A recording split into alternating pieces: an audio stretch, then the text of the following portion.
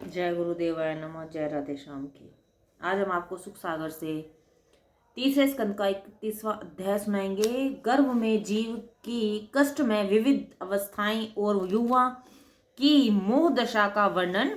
श्री कपिल भगवान बोले, हे माता, इस मायायुक्त संसार में जीव मुक्त होने के लिए विषयों से विरक्त रहे, बुद्धि को सदैव शुद्ध रखते हुए प्रत्येक दशा में विधि निषेध का ध्यान रखते हुए ही विचरण करना चाहिए, अन्यथा संसार में तो उसे पतित होना ही पड़ता है और स्वर्ग में जाकर भी उसे नरक की असहाय पीड़ा सहन करनी पड़ेगी।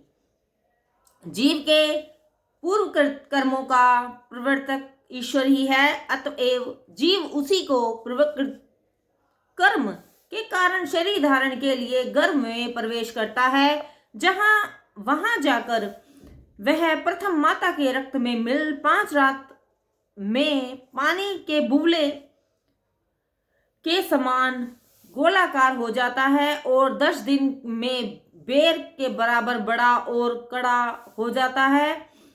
1 मास में वह अंडे के समान मांस का पिंड बन जाता है और उसके पश्चात उस पिंड में शीर निकलता है। उस दूसरे महीने में बाहु और चौथे महीने में अस्तित्व, चर्म, मांस, रक्त, नाड़ी, मज्जा और मेद, उसमें ये 7 धातुएं प्रकट हो जाती हैं और 5वें महीने में उसे भूख प्यास की उत्पत्ति होती है तथा 6ठे महीने में वह चर्म की एक बारीक झिल्ली से आवृत होकर माता की कोख में दाहिने और घूमने लगता है।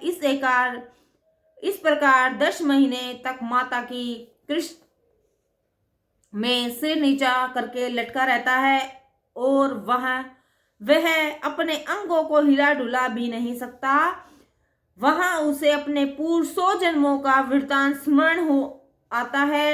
तब वह गर्भावास से भयभीत होकर बारंबार विष्णु की स्तुति करने लगता है और कहता है कि हे प्रभु, मुझे इस पाप बंधन से छुड़ाइए। यह आपकी बड़ी कृपा होगी जो आपने मुझे ऐसा ज्ञान दिया है।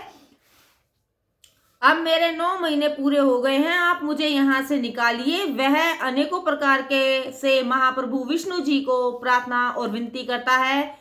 तब 10वें महीने प्रस्तुति वायु के द्वारा वह नीचा मुख किए कितने ही कष्टों से बाहर निकलता है तथा पृथ्वी पर रुधिर और मूत्र में पड़ा रहता है। सांस रुक जाती है, पहले तो रो भी नहीं पाता और पुनः अंग संचालन कर बग बग रोता है।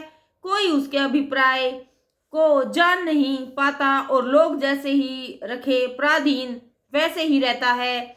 शिशु काल के अनेक कष्ट भोगता है, फिर 5वें वर्ष से युवावस्था तक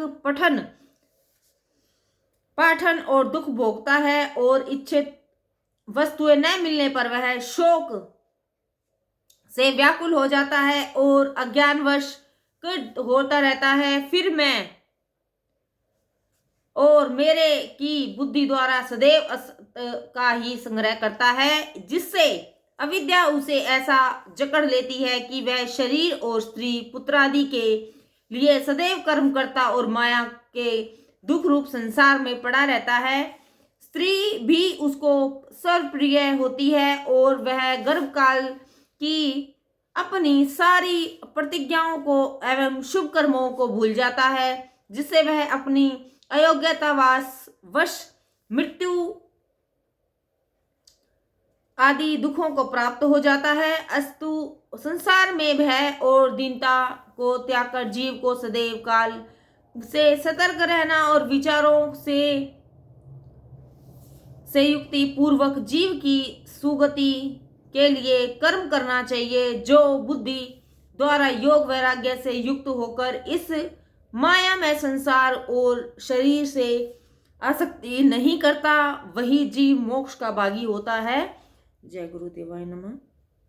जय राधे श्याम।